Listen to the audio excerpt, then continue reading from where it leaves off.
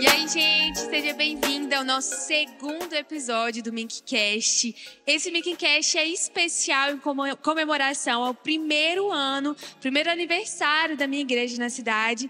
E a gente também está comemorando 15 anos de ministério pastoral do nosso pastor Pedro. Então está sendo um podcast super especial. Isso aí. Na verdade, essa é só uma prévia da comemoração, porque a comemoração mesmo vai acontecer no Renovo. Então, se você ainda não garantiu o seu ingresso, não garantiu a sua vaga, não perde essa oportunidade. A gente já está no terceiro lote. Toma cuidado para você não ficar de fora. Então, entra no site conferenciarenovo.com e faz a sua inscrição. Isso mesmo. E se você ainda não é inscrito no nosso canal do YouTube, faça isso agora. Se inscreva, clique no botão aí, compartilhe esse podcast, esse vídeo para quantas pessoas você puder, porque isso aqui tá imperdível. Hoje o episódio tá maravilhoso, porque a gente tá com convidada especial, o nosso queridíssimo pastor Pedro, mas também a nossa pastora Naile. A gente vai falar um pouco mais sobre o início do ministério do nosso pastor Pedro aqui em BH já, e também da pastora Naile, do casamento, do ministério dela também. Então hoje está especial demais. Muito bom estar aqui com vocês. Estou feliz. Se apresente, pastora Naile. Todo mundo já te conhece, mas... Bom, meu nome é Anaile. Pelo chiado do sotaque, à medida que eu for falando, vocês vão rapidamente perceber que eu não sou mineira, embora já more aqui há 10 anos, mas já sou mineira de coração. Nós estamos casados há 8 anos. 8 anos. E eu vim para Belo Horizonte há 10 anos atrás para fazer o seminário teológico. A gente não era casado ainda. Antes de fazer o seminário teológico, eu me formei em ciência política lá no Rio de Janeiro. Eu sou de Petrópolis, minha cidade natal. E aí fiz o seminário teológico aqui. E aí a gente se casou. E aí eu nunca mais voltei. Já tem 10 anos, né? 10 anos. A pastora Anaile foi minha primeira líder de célula. E eu lembro que quando você começou a liderar a gente, você ainda fazia, né, o seminário. Ainda fazia, é verdade. Eu sou ruim de data, gente. Eu acho que foi em 2014. Não, 2015. Eu sou tão ruim de data que você falar, eu vou falar isso. Muito legal, gente. A gente vai entrar, então, na convocação, mais direta do pastor Pedro para o pastoreio na Igreja Metodista. E a gente tem uma história engraçada aí, acho que foi a pastora Adriana que contou pra gente, não sei, que na época eles achavam que era o pastor Marcelo que ia pastorear a igreja, né? É isso mesmo. Primeiro eu queria dar os parabéns para vocês duas, que estão incríveis. Obrigada. Aqui no Minkcast, falando tão bem, a gente fica aqui admirando vocês. Mas eu comecei a pastorear a Igreja Metodista em Venda Nova. Eu assumi como pastor no dia 1º de fevereiro de 2009. Nós já namorávamos? Já. E você estava lá, né? É.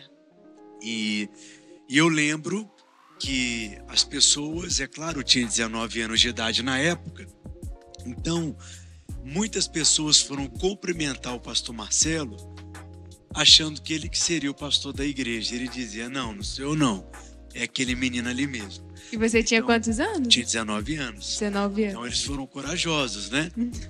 De colocar um menino de 19 anos para começar a pastorear uma igreja de mais de 70 anos, uma igreja metodista, assim, histórica, aqui na cidade de Belo Horizonte. Muito legal. E quais foram as maiores dificuldades que você encontrou com 19 anos, pastoreando? Saindo da adolescência. Saindo da adolescência, né?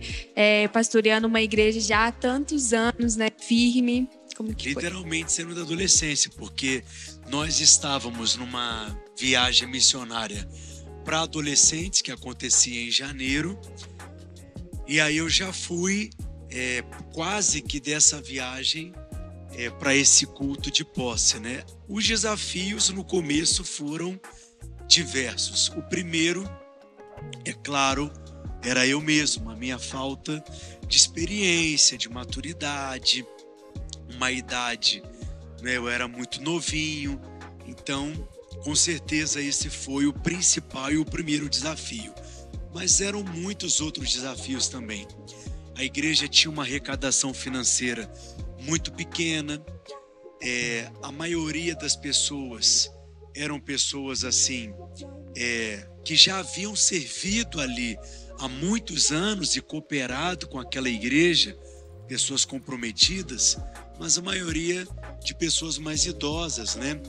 E uma igreja também bem conservadora, assim, bem tradicional.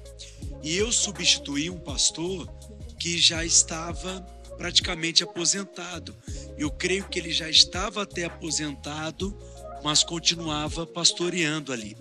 E a Igreja Metodista em Venda Nova foi uma igreja em que a maioria dos pastores que pastorearam essa igreja eram pastores que já estavam assim encerrando o seu ministério pastoral. E de repente, eles que estavam acostumados com esse perfil de pastor, eles recebem assim um menino bem novinho para pastorear. Então foram muitos desafios realmente, só a graça de Deus para fazer o que fez entre nós. E quando você começou lá na capela, né? É ali na Padre Pedro Pinto, né? E cabiam quantas pessoas ali, mais ou menos? Padre Pedro Pinto, 851. Né? Cabia ali talvez umas 60 pessoas, 70, mais apertadinho. Mas a igreja na época devia ter umas 20 e poucas pessoas. Lembro muito, Gabi e Tati, de pregar em cultos durante a semana, porque no começo nós tínhamos culto terça-feira, quinta-feira, reunião de oração na sexta-feira e domingo pela manhã a escola dominical e domingo à noite o culto de celebração da igreja. E eu lembro muitas vezes mesmo, de pregar durante a semana para 3 pessoas, 5 pessoas. Então foi um choque para mim, porque eu tinha acabado de formar no seminário, eu já estava dando aula no Carisma, comecei bem novinho também, então são 15 anos também ensinando lá no Carisma. E eu lembro que eu tinha uma clareza assim no meu coração que o meu ministério seria para multidões. E de repente eu estava pregando ali para 3, 4, 5 pessoas. Então nós começamos ali na capelinha, mas eu tenho assim muitas lembranças, muitas memórias desafiadoras, momentos assim de muitas crises, mas também com muita gratidão daquilo que Deus fez. E aí eu lembro que você conta a história de que sempre que você ia pregar, você falava uma frase. É verdade, porque eu tive muitas crises, né? Porque muitas dessas pessoas permanecem conosco até hoje. Mas eu tive assim também que conquistar o coração dessas pessoas, o reconhecimento para poder liderá-las, né? Eu sempre falo que todo líder começa a liderar no nível do cargo, da posição. A única coisa que ele tem é o título. No caso, eu só tinha ali o título de pastor. Mas nessa crise que eu me senti até resistido, muitas situações foram até embaraçosas para mim. Eu lembro que numa crise, assim, orando, levando tudo isso para Deus, eu disse: Deus, eu estou querendo desistir. E passando até por momentos assim de necessidades financeiras. Eu lembro que claramente o Espírito Santo falou ao meu coração: olha, eu chamei você para treinar líderes. Esse é o seu chamado. O seu chamado é formar líderes. E para treinar líderes, eu não precisava de muito recurso financeiro, uma estrutura física assim, né, da igreja extraordinária. Eu precisava de pessoas dispostas a receber esse investimento, esse treinamento. Isso trouxe muita paz no meu coração, porque eu sempre tive esse encargo, essa paixão de ensinar. E aí eu disse: ok, então eu preciso de pessoas dispostas a receber esse treinamento, esse investimento. Aonde estão essas pessoas? Foi quando o Espírito Santo me disse: são essas pessoas que estão aí diante dos seus olhos. Aí eu falei: mas eu não enxergo eles assim. E ali eu aprendi uma lição que eu nunca mais esqueci, e eu creio que é uma chave para todo pastor, todo líder que quer ser frutífero, bem-sucedido no ministério. Ele precisa ter uma visão de fé, uma visão profética. O Espírito Santo me disse: Você não enxerga eles assim porque você não tem os meus olhos. Passa a enxergá-los como eu enxergo e você vai ver um exército de líderes se levantando nesse lugar. Como no seminário eu já tinha aprendido os princípios de fé e a importância de confessarmos e declararmos, porque as palavras que saem da nossa boca são sementes, e eu creio que nós vivemos a realidade daquilo que nós confessamos. Então eu comecei a declarar isso. Então todo culto poderia ter 3, 5, 10, 20 pessoas. Eu começava dizendo: eu quero pedir para esse exército de líderes se colocar de pé. Quero pedir para essa multidão se colocar em pé. Todo culto eu começava assim. E as pessoas, eu lembro, pensavam: tadinho desse menino, bem intencionado, esforçado ele. Mas toda reunião, não importava o número de pessoas, eu começava declarando isso. E hoje, para a glória de Deus, já é uma realidade entre nós, né? Há de fato uma multidão e um exército de pessoas tão intensas, tão apaixonadas, tão comprometidas, que o Senhor tem levantado e não tem deixado de acrescentar mais pessoas, engrossando as fileiras desse exército, como a gente tem o costume de dizer. Amém. A gente sabe de algumas histórias marcantes, né? Não vivi o tempo da tenda, estava em outra dispensação, mas ouvi muitas histórias de um episódio em que você marretava às vezes, né, a capelinha, coitada, com o intuito de a gente vai avançar, a gente vai, né, crescer, para que o pessoal entendesse, né, aquele alvo que você tinha no coração. Essa é uma experiência interessante. Quando a gente é mais novo assim, eu sei que eu sou novo, ainda tenho 34 anos, mas na época eu tinha 19, já 20 anos nesse momento. A capela começou a ficar apertada, porque o Senhor começou a acrescentar pessoas. E nós precisávamos sair da capela ou expandi-la. Não tínhamos ainda clareza. Foi quando nós começamos as nossas tradicionais mobilizações de jejum e oração, que a gente faz até hoje, uma vez por semestre. A primeira foi nesse período, e nós meditamos até no livro de Neemias nesse período, buscando clareza do que nós faríamos. Vamos expandir a capela, vamos ir para um outro espaço, vamos construir um imóvel. Tinha já a ideia da tenda, mas muitas pessoas resistiam sairmos da capela, porque era um lugar histórico, né? Seus avós, pais, tios construíram aquele lugar, viveram aquele lugar, então tinha aquela tradição.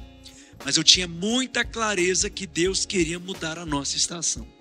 Eu lembro que teve um culto que eu peguei uma marreta e eu comecei no culto a marretar a capela dizendo: ou vocês saem daqui por bem ou por mal, mas aqui a gente não permanece.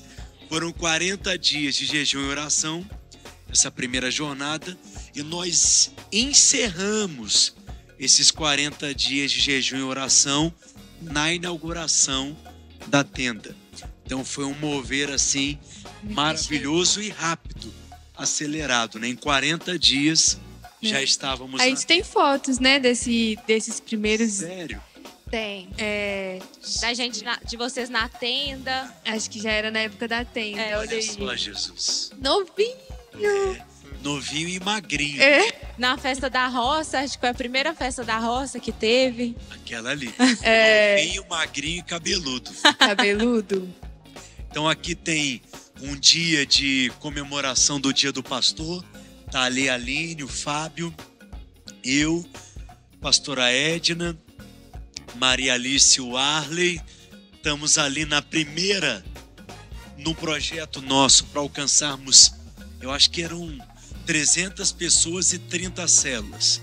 P300. Estávamos usando ali capacete, porque o nosso lema era edificar, e é até hoje, edificar uma igreja de discípulos. Olha eu aqui, na época eu usava camisa xadrez, Eu lembro camisas disso. floridas, e usava várias a Bíblia épocas, física né? ainda. Grossa, por sinal, bem grande. A pastora Cássia no pastora cantinho. Cássia não era pastora ainda na igreja na época, mas ela já tá ali, dá pra ver. É. E eu cabeludo ali. Cabelo grande e bagunçado. O pastor Fábio chegou nessa época da tenda? O Fábio chegou antes, o Fábio chegou na época da capela. 2009, quando eu comecei a pastorear, o Fábio estava no último ano como seminarista no Carisma e ele estava cooperando já comigo em 2009. Quando ele forma, ele vai para Niterói pastorear os jovens da Igreja Metodista em Caraí, no estado do Rio, e depois eu faço um convite para ele voltar para cooperar comigo. A igreja já estava crescendo e o Fábio sempre teve essa graça de planejar, de ser muito organizado, de ser um estruturador. E aí eu fiz o convite para ele voltar. Então, na tenda, ele já estava, eu creio até que recém-casado. Na tenda ele já estava aqui em Belo Horizonte. E a pastora Anaíli chegou na época da tenda também? Isso aí, cheguei na época da tenda. Quando o Pedro foi consagrado, né? Quando você assumiu ali na época onde ainda era capelinha, a gente já estava namorando, como ele mencionou. Eu cheguei a participar desse culto de posse, mas no período eu morava no Rio. Eu fazia faculdade, que como eu disse, eu fiz, né? Completei, me formei na faculdade antes de vir para Belo Horizonte fazer o seminário teológico. E aí, nesse período, a gente ficou namorando à distância. E aí eu vim no ano, eu acho que foi o ano de 2014 que eu vim para fazer o seminário teológico. E nesse período nós ainda estávamos na tenda. E aí foi nesse período que eu cheguei, né? E aí fiquei. Aí não voltei mais pro Rio. Eu anunciei o nosso noivado na tenda, né? O pessoal brinca que a igreja até esvaziou, né? Porque a gente namorava, ficamos um tempo terminados, nesse período que a gente namorava à distância. Uhum. E aí, muitas meninas, é claro, acabaram criando essa expectativa, né? 2 anos que Ficamos 2 anos terminados. E eu acho muito natural, ele era um pastor jovem, solteiro, e aí muitas meninas tinham essa expectativa. E aí quando... Não eram tantas assim. Era assim, gente, ele não tá querendo... Ele não Tá sendo modesto. Sendo modesto. Mas tinham muitas. E eu lembro que só nesse culto que ele anunciou o retorno do nosso relacionamento, levantaram sem brincadeira, pelo menos umas 7, assim. No meio do culto foram embora, nunca mais apareceram. Misericórdia. Tá, mas vamos do início. Como que vocês se conheceram? Como que rolou isso aí? Que hoje tem frutos, tem Pedrinho e vai vir mais à frente. Não Aleluia. A gente se conheceu... Acho que a primeira vez que a gente se viu foi uma vigília para adolescentes. Só tem uma história antes. Ah, é verdade. Eu tinha criado uma comunidade no Orkut, Verdade. chamada Chamados para Lázaro, Fora. não, era assim, o nome da comunidade era Lázaro Vem para Fora. E aí eu lembro que eu entrei na comunidade. Aquele nome me chamou a atenção. E aí, quando eu entrei... Só o nome que chamou a atenção? Eu nem sabia que você era o criador. Eu nunca tinha visto na vida. Ele morava no Rio. Acho que na época você ainda morava no Rio. E eu morava... Não, já era seminarista. Enfim, eu morava em Petrópolis. Nós morávamos em cidades diferentes. Entrei na comunidade. E aí eu lembro que no mesmo dia, ou no dia seguinte, ele me mandou uma mensagem. Era pelo Orkut ainda. Eu nem lembro como é que funcionavam as mensagens pelo Orkut. Era tipo um direct, assim, hoje, né? E aí ele falou, oi, tudo bem? Ele puxou um assunto, eu vi que você entrou na minha comunidade, que não sei o quê. Já achei ela muito linda, né? E a sua foto de perfil, acho que era uma blusa laranja. Olha só, Gente, lembrar até a foto. memória. E aí, beleza, esse foi o primeiro contato nosso. Isso. E aí eu nem sabia que ele era da igreja, a mesma comunidade que eu fazia parte, que na época era a igreja metodista. E aí, por um acaso, a gente foi participar de uma vigília para adolescentes. E era comum o grupo, né, a gente chamava de Federação de Juvenis, organizar grandes encontros, grandes reuniões com todos os adolescentes de todas as cidades do estado do Rio. E aí, por um acaso, a gente se viu lá. E ela tava dançando. A Naily era... Era do Ministério de Dança. Olha, do manto. Olha isso. Do manto. Era do Ministério de Dança. Do véu. E aí, gente, eu lembrei dele, eu lembrei da foto dele, porque teve aquele primeiro contato, que não sei o que, ele falou, de onde você é, não, mas a gente nunca mais se falou. E aí, ali, a gente, não sei se a gente trocou o nome. Trocamos olhares. Só. Acho que foi só isso, né? E aí, pouco tempo depois, a gente participou de um projeto missionário também para adolescentes. E aí, ali, naquele projeto missionário, o Pedro já começou a investir Pesado. Só que a Naily namorava, né? Gente! E o namorado tava no mesmo projeto. Só que olha como Olha é que Deus só. faz as coisas. Olha como é que Deus faz. Era um projeto de 15 dias. A primeira semana era teórico, treinamento. A segunda semana era prático. Nessa edição do projeto, eram 2 grupos diferentes. Foi a primeira vez que eles fizeram isso. Sempre foi todo mundo junto. Mas nessa edição eles separaram. Então, um grupo iria para uma cidade no prático e um outro grupo iria para outra cidade no prático. Então, eu iria para uma cidade e o rapaz que eu namorava na época iria para uma outra cidade. Eles não são inocentes. Olha o que Deus faz. Estamos no mesmo Olha grupo, só. no mesmo lado. E a Deus nos gente colocou ficou no mesmo lado. no mesmo grupo. Isso Só aí. que quando eu fui participar do projeto, eu já estava meio em crise em relação a esse relacionamento, assim, muito em dúvida se era isso mesmo. E ali, gente, o Pedro aproveitou a oportunidade. Fazer aconselhamento. Só que ele fazia isso, ele não falava assim, termina, ele falava assim, não, ora, né, discerne, bom. vê se é isso mesmo. Ele era Só desse que ela tipo. também não queria muita coisa comigo, não. Difícil, né? Acabou de sair de difícil. relacionamento. Né? Aí ficou 1 ano nessa. 1 ano ele... Ela terminou o relacionamento, mas ela também não queria nada. Eu terminei comigo. o relacionamento já. No final do projeto, eu terminei o relacionamento. Só que aí ele ficou esse 1 ano. Ele ficou 1 ano. Eu lembro que eu já morava em Belo Horizonte e era a época de Lan House. Vocês lembram disso? Eu lembro. Lembro. E aí eu tinha que ir até a Lan House. E era longe do alojamento. Às vezes eu ia debaixo de chuva. Nós marcávamos o horário que nós íamos conversar no MSN. Gente. Lembra? Gente, mas ele era Pensa. perseverante. E às vezes eu chegava lá e cadê a Naily? Me dava burro. Eu esquecia que tinha marcado. É. Já aconteceu uma vez, ele já morava aqui em Belo Horizonte e eu morava no Rio, fazia faculdade. E ele falou assim, olha, no final de semana tal, eu vou estar no Rio. Será que a gente pode se encontrar? E aí eu falei, não, vamos. Marquei, a gente marcou, ele ia me buscar na casa onde eu morava e a gente ia ao shopping. Ia buscar pegando ônibus e Kombi. Isso, ele não ia me buscar de carro, ele não tinha carro na época, eu não dirigia.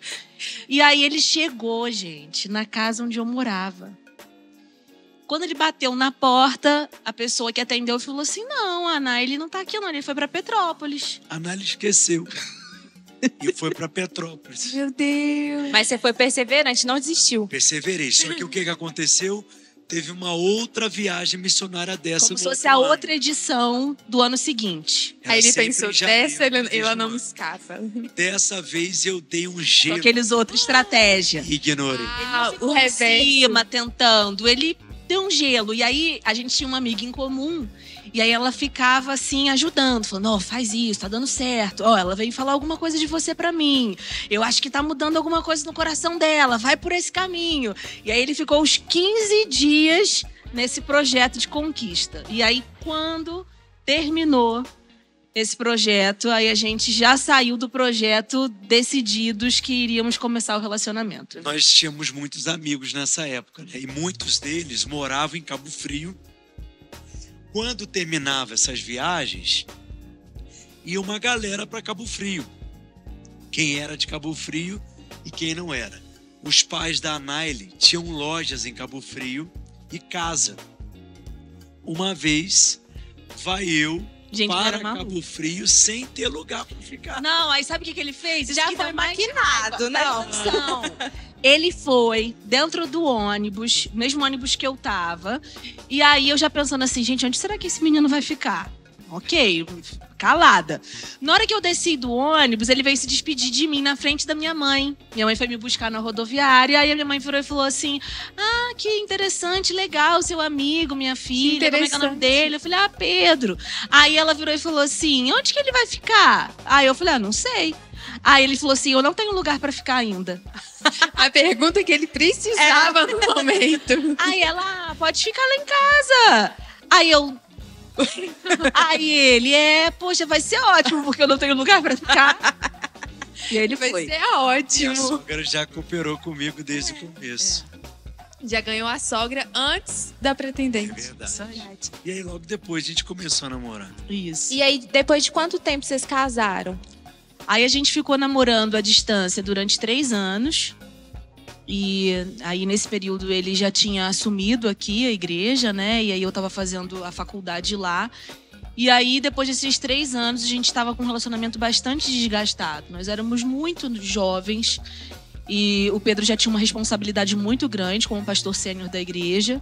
E eu fazendo faculdade lá, e nós dois com dificuldade de lidar com os conflitos que são inerentes ao relacionamento, o relacionamento à distância e as responsabilidades que já eram muito grandes que ele tinha aqui. E aí a gente decidiu terminar. Ficamos 2 anos terminados. Só que nesses 2 anos a gente não se relacionou com ninguém. E aí, depois de 2 anos, Pedro entrou em contato comigo, me ligou, falou assim, olha, ainda amo você, não consigo tocar minha vida sem você. Minha mãe, essa é uma história engraçada. Eu acho que essa A gente- eu anotei aqui pra gente A falar. foto? Com esses 2 anos terminados, tinha uma foto que era eu, meus pais, Isabela e a Naile.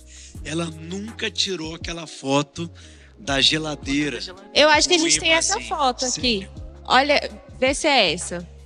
E eu falava assim, mãe, mas por que essa foto aqui? Eu já terminei com a Naile. Ela, dá licença, que é minha família. Não, Não. uma que tá todo mundo. Eu acho que não tem essa, Essa né? foto aqui, essas fotos aqui, elas foram tiradas, eu acho que foi o primeiro jantar dos Nem era tenda namorados. ainda. Não era tenda ainda, foi na capelinha. Foi o primeiro jantar dos namorados que foi feito. É Eu nem verdade. morava Que aqui em legal. Belo Horizonte ainda. Jantar. Que legal. E foi na garagem, no estacionamento, que onde a tenda foi construída. Isso aí. Que legal. Mas E a gente em Londres. em Londres. Mas aí a Adriana não tirava foto.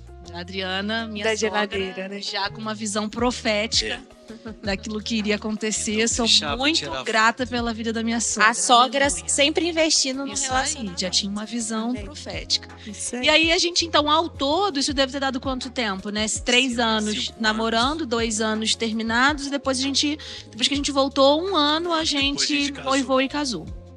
E quando que você recebeu o desafio, assim, de começar a pastorear o Kids? Como foi pra você quando você casou com o pastor Pedro? Porque ele já era um pastor, né? As pessoas já reconheciam ele como pastor. E como que foi, assim, isso pra você, esse começo? Foi um desafio grande. Não porque eu não me enxergasse no ministério, não porque eu não me visse nessa posição no ministério pastoral. Mas foi um desafio grande porque o Pedro ele já vinha, né, construindo uma caminhada ministerial e, de certa forma, já tinha conquistado o coração das pessoas, o coração da igreja, o reconhecimento das pessoas. E quando eu cheguei, eu me via simplesmente como a noiva e depois a esposa do pastor. E é aquilo que o Pedro acabou de mencionar, né? A gente acredita que o ministério e a liderança, né, o pastoreio, ele precisa ser conquistado, o coração das pessoas precisa ser conquistado.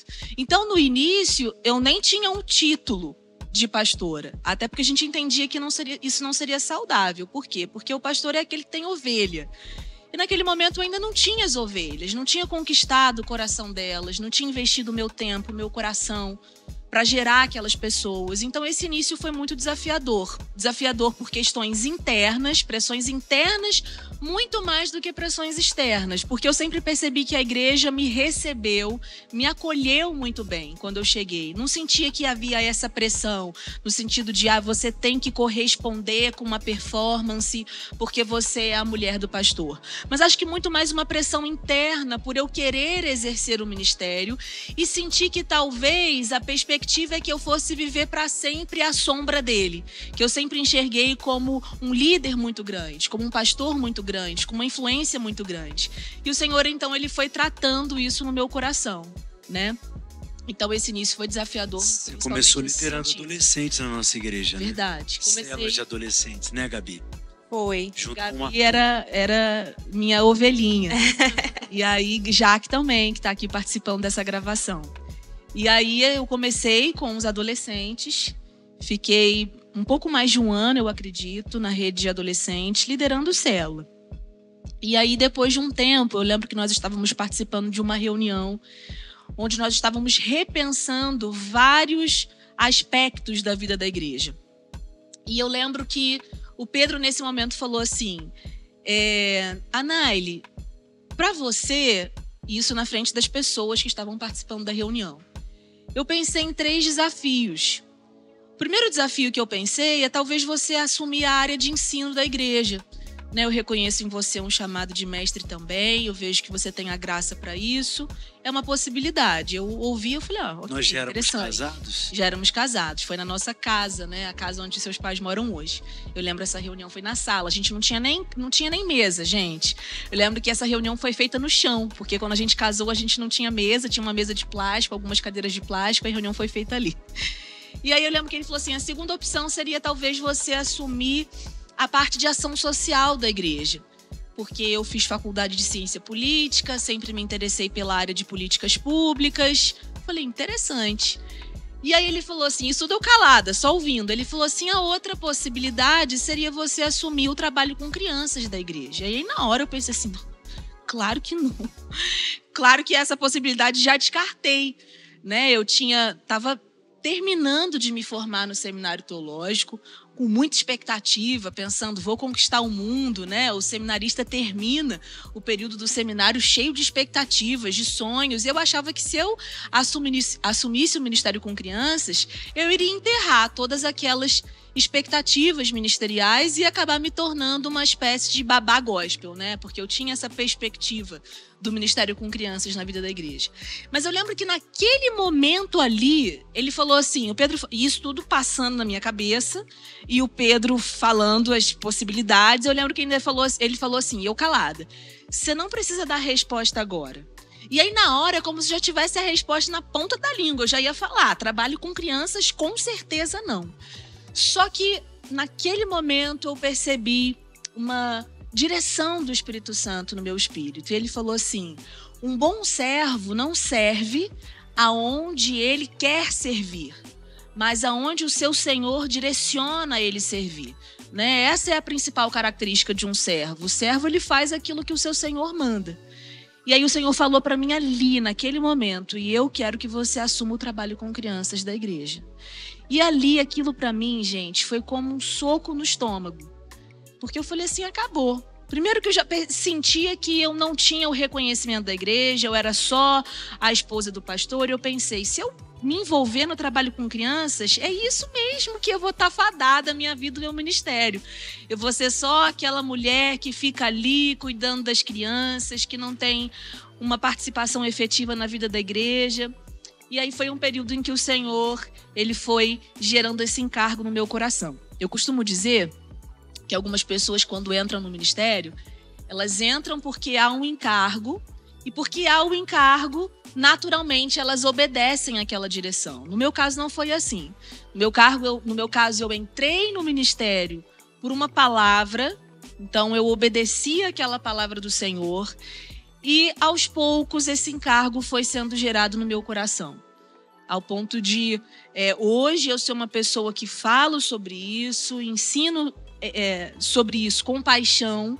E eu acho que um dos grandes chamados de Deus na minha vida hoje é justamente despertar uma liderança para entender a posição espiritual das crianças no meio da igreja e como que nós, como igreja, não como igreja local simplesmente, né, mas como igreja brasileira, como igreja de Cristo, precisamos nos posicionar na edificação espiritual delas, né?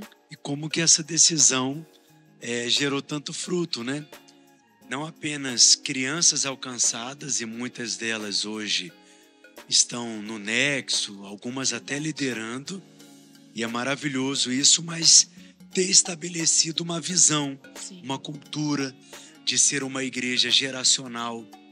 E é engraçado porque nessa trajetória, até na medida que a Nália vai falando, eu vou percebendo como que Deus também foi me dando direções, né? E até a ousadia de dar esses passos e às vezes de fazer mudanças até mais radicais, mudanças mais drásticas, né? E logo esse desafio foi feito a Naile e a Aline, né, esposa do pastor Fábio. As duas abraçaram. E a gente viveu uma grande explosão. Eu lembro que quando a gente iniciou, a gente tinha 4 reuniões que aconteciam com as crianças que não eram bem ainda no formato da célula como a gente tem hoje. E eu lembro que em um ano, a gente terminou o ano com 40 células. Então foi um crescimento assim explosivo, mover de Deus. 40 células de crianças. E hoje estamos chegando A 100 células de crianças. Mais de 1.000 crianças nas nossas células. Eu acho muito legal como as nossas crianças são alimentadas de um alimento que é sólido também, né? Na medida que elas possam entender, né, e praticar, mas é um alimento que tem substância também, né? E aí a gente colocou também para falar sobre os livros que são escritos a cada série para os adultos e para as crianças também, como elas são trabalhadas, né? A gente até colocou aqui no cenário alguns livros, o Ativados, que é um devocional para a família, alguns livros de séries que a gente teve, e isso é muito legal, perceber que aqui em cima está sendo disposto, né, um alimento rico, e se a gente desce no Kids, esse alimento também está sendo disposto para as crianças de uma forma rica também. Eu costumo dizer o seguinte: quando uma família é convidada para jantar na casa de alguém, certamente os pais se sentiriam muito desconfortáveis se os anfitriões dissessem: olha, a mesa está servida para vocês, mas não tem lugar à mesa para os filhos. A gente não preparou o alimento para eles, porque se os anfitriões de uma casa fizessem isso com os pais, certamente eles estariam mostrando que as crianças não eram bem-vindas ali, e muito provavelmente os pais, se fosse eu, por exemplo, me sentiria muito desconfortável de continuar nesse jantar. Eu acredito que espiritualmente nós precisamos também ter esse olhar na vida da igreja, né? Se nós nos preocupamos em oferecer um alimento sólido para as pessoas, para os adultos, né? Um alimento que possa, de fato, nutrir as ovelhas, a gente não pode se esquecer que as crianças também fazem parte do rebanho, que elas também fazem parte do corpo. E nós precisamos ter esse mesmo olhar de nutrir as ovelhas mais novinhas, né? Os cordeirinhos do rebanho, com um alimento espiritual que seja nutritivo, que possa sustentá-las no dia mau, que possa trazer vitória sobre as tentações e que possa mostrar para elas quem elas são em Cristo. Os principais fundamentos, né, da palavra de Deus precisam ser ensinados para elas. É claro que com uma linguagem específica, mas a gente precisa oferecer um alimento sólido para elas, crendo que elas fazem parte do rebanho. Então nós temos essa consciência, isso é muito claro assim para a nossa igreja. De nós não entendemos que o trabalho com crianças é para tirar as crianças da reunião dos adultos, para não atrapalhar aquela reunião, e aí a gente fica contando historinhas, fazendo recriação com as crianças. Não. Nós queremos edificar discípulos desde a infância e somos muito intencionais nesse propósito. Um fundamento espiritual para a nossa igreja é a natureza tríplice. Nós cremos que somos um espírito, possuímos uma alma e habitamos em um corpo, como Paulo ensina em 1 Tessalonicenses capítulo 5, verso 23. Toda criança possui essa natureza tríplice.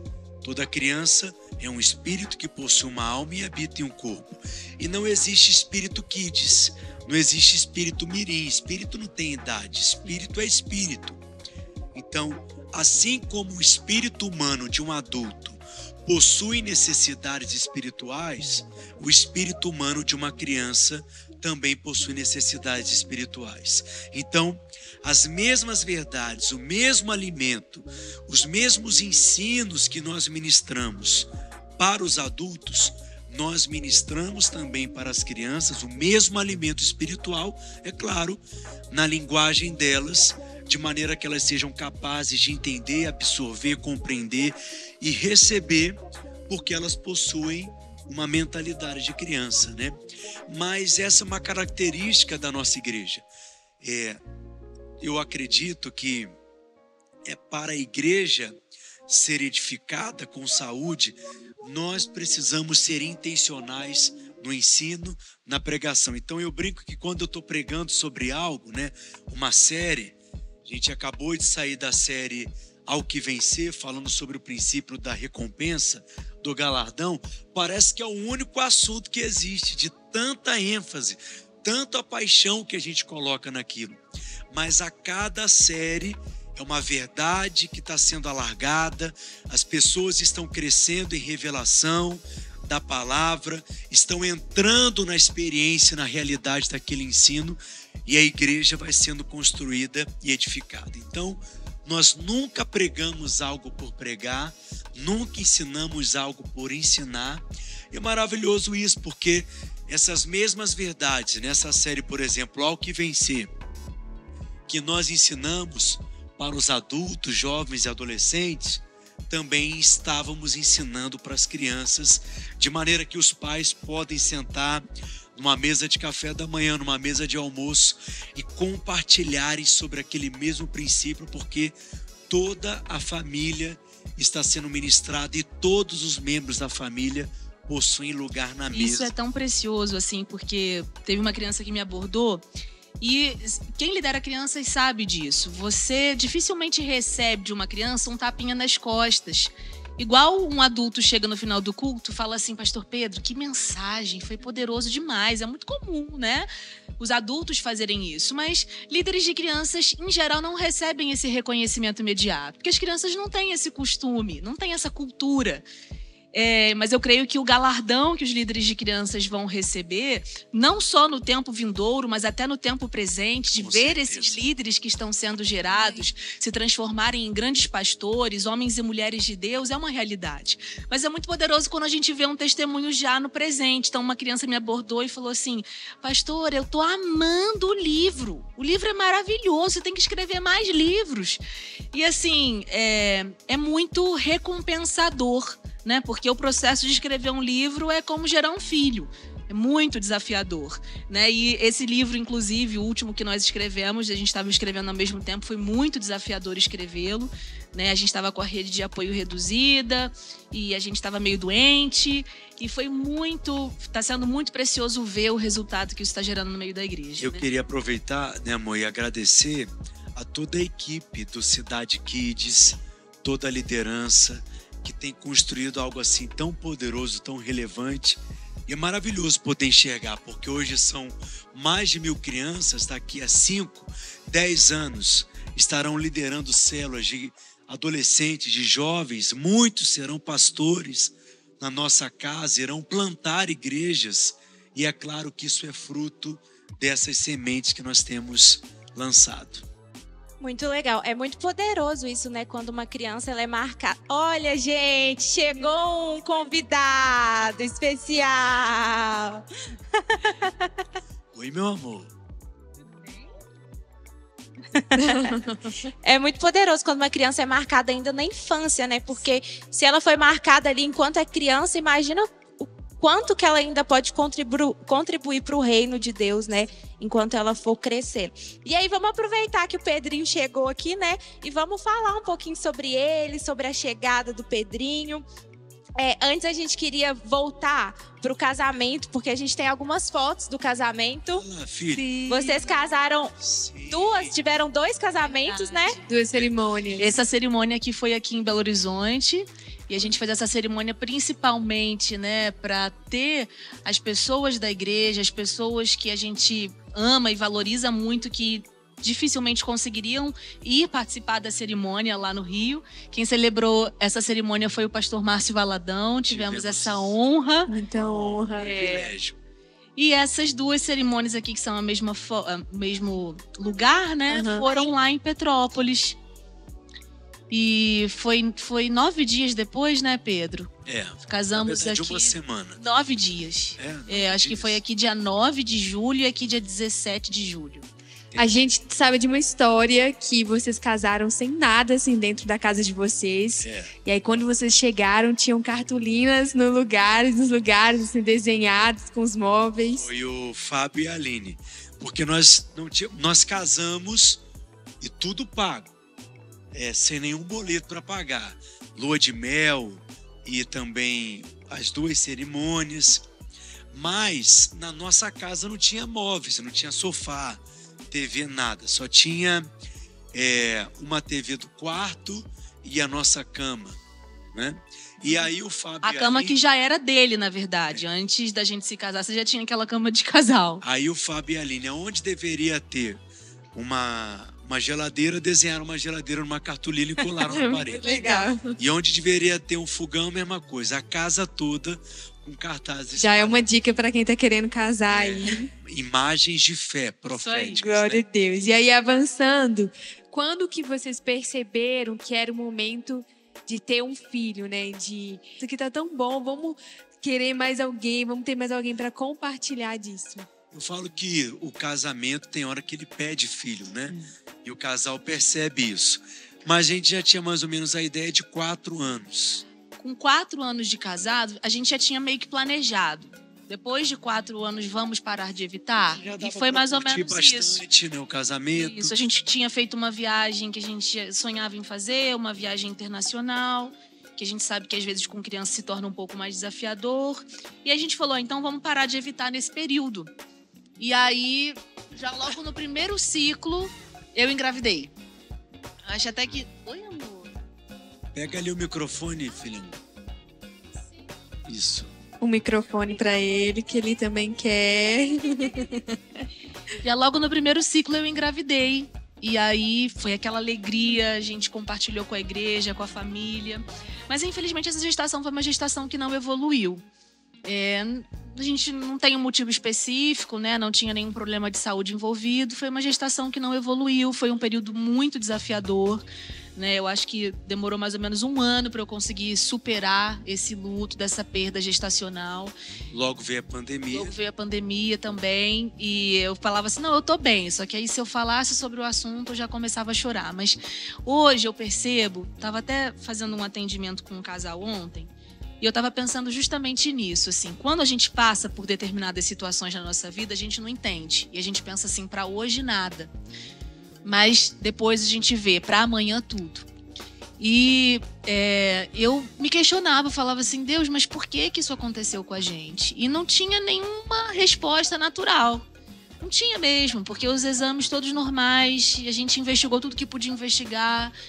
E aí hoje eu vejo o quanto que, quando uma mulher que passou por isso ou está passando por isso chega até mim para compartilhar uma situação como essa, como que o meu olhar mudou. Porque quando a mulher vinha compartilhar uma situação como essa comigo, eu já como pastora, é claro que eu me compadecia, né, e me colocava o meu coração na dor dela, mas é uma perspectiva diferente. E quando uma mulher compartilha algo comigo assim, isso traz um nível de experiência para você poder falar com essa mulher e compartilhar da dor dela, que eu acho que traz uma certa proximidade com a ovelha, sabe? Oi, meu amor. E aí depois veio a pandemia, e depois da pandemia a gente parou de evitar novamente, e aí logo de cara foi rápido, né? Veio o Pedrinho. Ele tá falando aqui pra mim que esse daqui é mais legal. Ele tá tentando me convencer a trocar de microfone com ele. E aí foi um processo desafiador por causa da primeira perda, mas Deus foi dando tanta graça, e aí nasceu o Pedrinho, que é esse presente mesmo, expressão. A gente tem fotos, A gente tem umas fotos da pastora Anaile grávida, olha que lindo. Você tava dentro da barriga da mamãe. Ali, Oh, você tá dentro da barriga da mamãe. que legal, né? Olha o papai beijando você ali na barriga da mamãe. Tem mais, não tem? Deixa eu... Eu acho que as outras fotos são do Pedrinho já, né? olha! Ele tá ali. Quem é esse? Mais É o mais legal. Bom, a gente queria fechar esse podcast fazendo também uma brincadeira com vocês. E a brincadeira se chama Deu Match. Então é o seguinte, a gente vai sentar vocês um pouquinho mais distante um do outro. Vai fazer uma série de perguntas e vocês vão precisar ter a mesma resposta. Por exemplo, né? Deixa eu descartar uma pergunta para já dar o exemplo. Qual comida o pastor Pedro mais gosta? E aí vocês, sem saber a resposta um do outro, vão ter que responder e depois mostrar para ver se... Vai. Isso. Nossa assistente, Jaqueline, Nossa assistente. vai trazer as pranchetas. Acho que eles podem sentar... Eu acho que se eles ficarem só um pouquinho mais assim de Então frente um funciona. pro outro, que aí... Fechar. Isso. Ei, Jaque. Olha. Obrigada, Jaque. Bora lá, gente, pra gente fechar. Primeira pergunta. Certo. Presta atenção, hein? Quando a pastora Naile quer relaxar, o que ela prefere fazer? Ah, tá. Aí você vai precisar escrever. E aí eu escrevo também qual que seria a minha resposta, Isso. né? E aí depois a gente vê se deu match. Vamos ver, a pastora Naile tá terminando de escrever. Foi, Eu já escrevi. também. Vira os dois. Vê Filme. filme. Acertaram. Bora pra próxima. Vamos lá. Ó, com o propósito de relaxar, qual o destino o pastor Pedro amaria ir agora? Meu Deus, Pra nem eu sei. descansar. Pra dar uma relaxada, Não precisa ser o nome da cidade, pode ser um lugar, né? Pode. Beleza. Já escrevi o meu. Ele tá escrevendo ainda, vamos ver. Vamos lá? 1, 2, Não 3 sei se eu e... sei a resposta. Resort. Casa. Casa. Mas a resposta dela tá certa. Eu que não pensei de... Ele errou a própria resposta. Mas ela tá certíssima, com Porque ele certeza. sempre fala, queria pra um resort. Me amarro num resort all inclusive. Fica a dica aí, quem quiser abençoar a gente. Próxima pergunta. O que não pode faltar de jeito nenhum na bolsa da pastora Naile?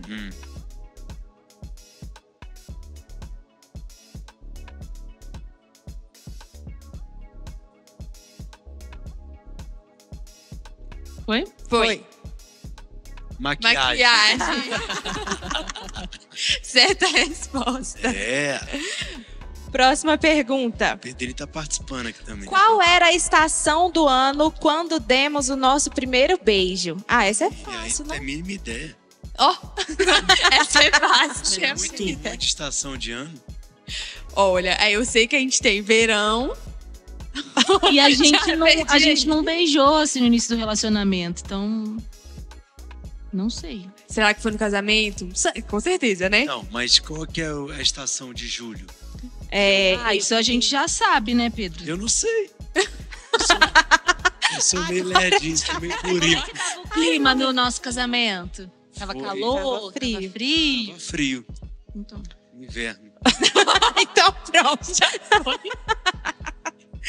Muito bom! Muito bom! Acertaram. Ó, quem é o mais calmo? Você vai escrever o nome da pessoa mais calma entre vocês dois. Depende da situação, mas eu vou... Vamos lá. Vamos lá. A gente tem uma teoria. qual que é a teoria? Qual a teoria? É. Eu vou dar a resposta, peraí. Ela já tá Eu olhando, já mas escrevi ela já o meu. escreveu.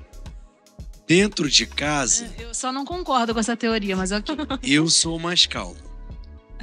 Aí ele fez um desenhozinho da casa. Fora de casa, tipo assim, a cruz na vira da igreja, eu acho que eu sou o mais nervoso. Não, mas em geral eu acho que ele é mais calmo. É. Muito Eu fico bom. nervosa, com mais Como a gente não tá dentro de casa, É. A gente não. Deixa o Pedro responder. Quem é mais calmo, filho? Papai ou mamãe? mamãe. Mamãe. Agora ele tá com essa mania. Ele vira pra mim e fala assim: calma, mamãe. Eu não esqueço do dia que você contou que tava apressando ele na escada e ele falou assim, calma, ele falou isso, calma, mamãe. Eu já tava nervosa com ele, falando, anda logo, filho, a gente tá atrasado, desce. Aí ele olhou pra mim e ele, calma, mamãe. Calma, mamãe. Vamos fazer as duas últimas. Vamos lá. Qual é a coisa mais romântica que vocês já fizeram juntos? Mais romântica. Eu vou escrever uma coisa que eu gostei muito da gente ter feito junto. Isso eu já dei a dica. É. E ele pegou. Já começou a escrever na hora. Viagem para a Inglaterra. Isso, viagem pra Com a Dari dando dica. Mas eu já ia colocar isso mesmo. Última pergunta. Última, penúltima? Foi maravilhosa Última. essa viagem. Quem disse eu te amo primeiro? Sim.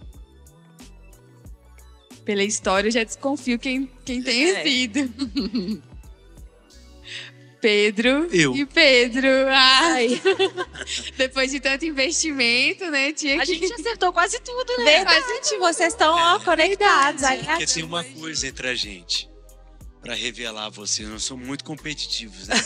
Somos muito competitivos. Então é isso. Então vocês já estavam preparados. Não, até que não.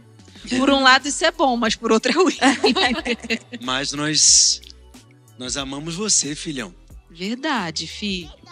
É verdade. Você tem um recado, Pedro, pra gente? Conta pra gente o que tem lá na sua casa. O Tem que? galinha. Galinha e o que mais? 2. 2 galinhas. E que mais? Tem uma. Dual. Uau, uau. Como é que é o nome do uau-uau? É na boca dual. Na boca. Na boca do A boca do Uau, é isso aí. Antes de finalizar, a gente tem mais umas fotos pra poder mostrar. Oi, João, coloca as fotos aí pra gente. Ele não escutou. O João, ele tá participando do podcast. Ai, Olha que só. legal. A nossa equipe aqui Fiz linda. questão de separar essa foto, porque assim, essa foto diz muito respeito à nossa vida. Ao que nós amamos, que nós amamos fazer, investir a nossa vida a essas pessoas que são nossa família. São vocês que nós amamos demais. A gente e o também ama Pedrinho vocês. também aprendeu a amar demais a equipe. Verdade. Assim, a nossa equipe, né, os pastores, os colaboradores, são os amigos do Pedrinho. Ele sempre quer estar aqui, ele sempre quer estar no meio de vocês. Ele é apaixonado pela vida da igreja. São a nossa família. É. Ali é o aniversário de 1 ano do Pedrinho, que foi no primeiro jogo do Brasil na última Copa. E até aqui tá o Pedrinho, bebezinho. Eu acho que era aqui muito ele bonitinho, tinha né? uns 5 meses. Ah, eu acho. Agora todo Não, mundo... você acredita que eu fui mostrar essas fotos pra ele quando eu tava selecionando? Eu mostrei essa foto aqui pra ele e ele falou assim... Eu falei, quem é esse neném? Ele falou, eu, feio. Oh, Eu falei, não, filho, era lindo, ele feio. Muito bom. muito legal. Então a gente quer encerrar agora. O Pedrinho quer deixar um recado pra gente? Quer deixar um recado, filho? Beijo. Beijo. A gente quer encerrar esse tempo de bate-papo. Foi muito gostoso, foi muito legal saber mais da história de vocês. E eu quero falar que a gente ainda tem mais episódios pela frente. A gente vai continuar contando a história da nossa igreja e a história dos 15 anos de ministério do pastor Pedro também. Então continue acompanhando com a gente, que semana que vem tem mais episódios. Isso mesmo. Então eu te espero na semana que vem. Semana que vem, pontualmente aqui. Esperamos você. Temos mais surpresas, mais convidados. E até lá. Isso aí, vocês querem falar alguma coisa? Não, só que foi muito bom estar aqui esse tempo com vocês. E a gente se vê no próximo episódio, né, Pedro? Isso aí. Isso aí. Tchau. Então, tchau!